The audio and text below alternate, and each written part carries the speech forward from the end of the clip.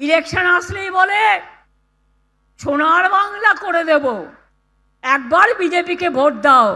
বল তুমি উড়িষ্যায় তোমার রাজ্য, বাংলা ভাষায় কথা বললে মারবে, রাজস্থানে কথা বললে মারবে, তুমি উত্তরপ্রদেশে কথা বললে মারবে, তুমি আসামে কথা বললে মারবে, তুমি কচু কাটা করবে, আর তুমি সোনার বাংলা করবে না ধ্বংসের বাংলা?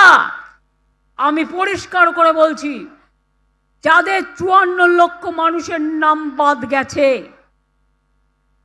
তারা আবার অ্যাপ্লাই করবেন। নিয়মটা জেনে রাখুন, 7 নম্বর ফর্ম আর 8 নম্বর ফর্ম ফিল আপ করতে হবে।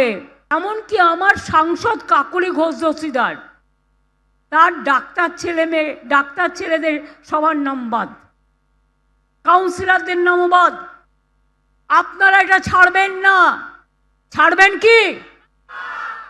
7 নম্বর ফর্ম ফিল আপ করবেন, 8 নম্বর ফর্ম ফিল আপ করবেন।